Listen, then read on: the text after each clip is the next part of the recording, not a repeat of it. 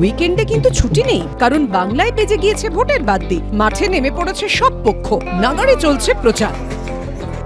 এই যেমন শিলিগুড়ি বিধানসভা কেন্দ্রের বিজেপি প্রার্থী শঙ্কর ঘোষ প্রচারে নেমেই শান দিয়েছেন হিন্দুত্ব রাজনীতিতে। হিন্দুদের দ্বিতীয় শ্রেণীর নাগরিক হিসেবে অদূর ভবিষ্যতে দেখতে চান না বলেই দাবি করলেন শঙ্কর।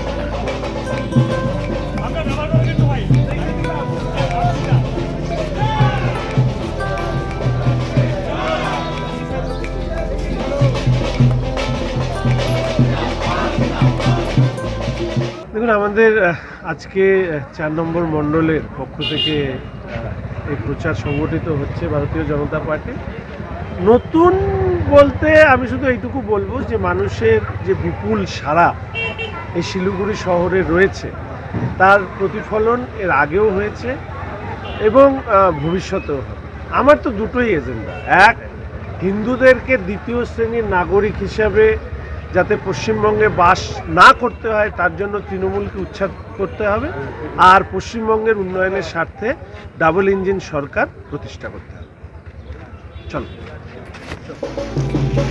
অন্যদিকে প্রচারে বেরিয়েছেন ওই বিধানসভা কেন্দ্রের তৃণমূল প্রার্থী গৌতম দেব। প্রতিদিনের মতোই নিজের বিধানসভা কেন্দ্রের একাধিক জায়গায় মিছিল করলেন তিনি।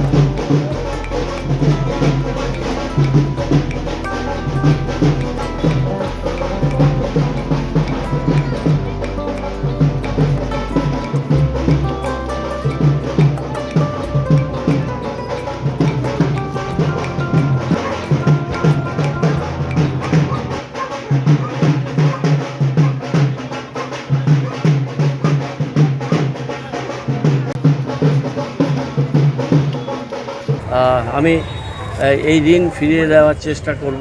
আমি নির্বাচিত হলে শিলিগুড়ি বিধায়ক পরিচিতি নিয়ে কাজ করব, কোনো দলের বিধায়ক নয়, সবাইকে নিয়ে কাজ করব। আর উন্নয়নই হবে একমাত্র মূল মন্ত্র। মানুষ যাতে ভালো থাকে, উন্নত শিলিগুড়ির উন্নয়নের ছোঁয়া যাতে প্রত্যেকটি মানুষের দূর প্রান্তে পৌঁছে যায়, প্রান্তিক মানুষের কাছে পৌঁছয়, এটা আমরা আশা করি। শিলিগুড়ি কে প্রাপ্য যে মর্যাদা, সেই মর্যাদার জায়গায় উত্তীর্ণ করার এটা লড়াই এবং নিজেকে ছাপিয়ে যাওয়ার লড়াই। এটা নিছক একটা লড়াই না, এটা শিলিগুড়ির উত্তরণের ভবিষ্যৎ এর সাথে যুক্ত হয়ে আছে। উত্তরে যেমন নজর রয়েছে শিলিগুড়িতে, তেমনি দক্ষিণে নজর রয়েছে উত্তরপাড়ায়। এই বিধানসভা কেন্দ্রে মুখোমুখি লড়াইয়ে মীনাক্ষী ও কল্যাণপুত্র। রবিবার উভয় পক্ষকেই মাঠে নেমে দেখা গেল প্রচারে। উত্তরপাড়া বিধানসভা কেন্দ্রের প্রচারে নেমে ফোন নাম্বার লেখা কার্ড বিলি করলেন সিপিএম প্রার্থী মীনাক্ষী মুখোপাধ্যায়।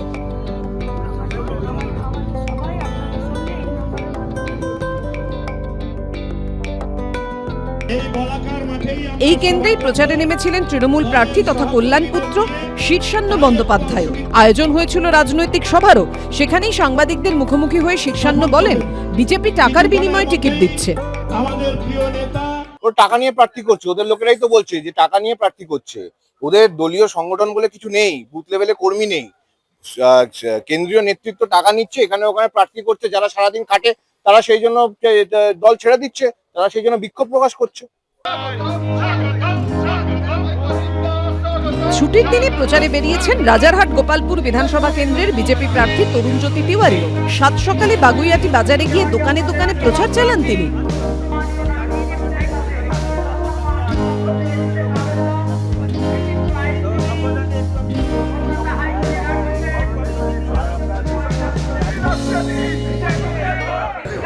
বাজারে গিয়ে মাছের দাম জিজ্ঞেস করুন, 1500 টাকা ভাতায় বাঙালি কদিন মাছ খাবে, কী করে খাবে? মাংসের দাম খোঁজ দিন, মাটন 900 টাকা, চিকেন 250 টাকা, 280 টাকা।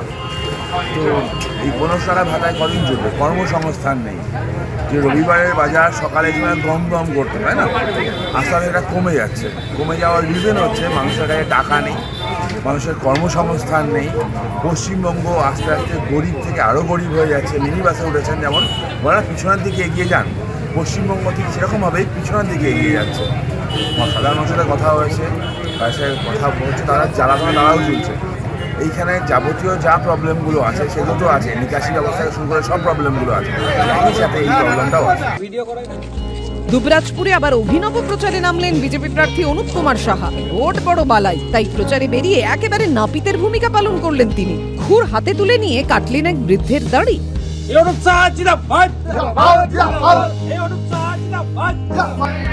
নির্বাচন বড় বিচিত্র। বরাবরই প্রচারে নামার আগে প্রার্থীদের দেখা যায় মন্দিরে পৌঁছতে। সাম্প্রতিককালের এই কোট আনকোট নীতিতে বদল ঘটালেন না অভিনেতা তথা রাজনীতিক সোহন চক্রবর্তীও। করিমপুর বিধানসভা কেন্দ্রে প্রচার শুরু করে দিলেন মন্দিরে প্রণাম করি।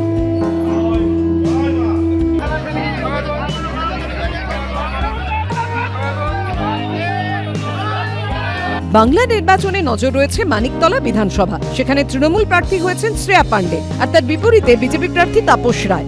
অর্থাৎ বঙ্গযুদ্ধে এবার লড়াই কাকা ভাইজি। বাবা সাধন পাণ্ডের এককালের অন্যতম সতীর্থ তাপস রায়ের বিরুদ্ধে লড়বেন শ্রেয়া। আর সেই লড়াইয়ের পূর্বে রবিবার দেখা গেল ব্যতিক্রমী সৌজন্য বিনিময়। আমার শ্রেয়ার থেকে সমর্থন নিকেল সেটা যদি রিসিভ করে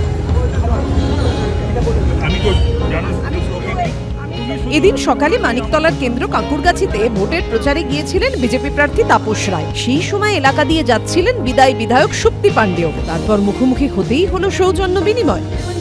আমার পাড়ায় তাপস রায়ের হাত ধরে বিধায়ক শক্তি পাণ্ডে বললেন, আমার এলাকায় ওর কোনো অমর্যাদা হবে না। পাশাপাশি বিজেপি প্রার্থীকে সম্বোধন করলেন বন্ধু বলে। মর্যাদা হবে না।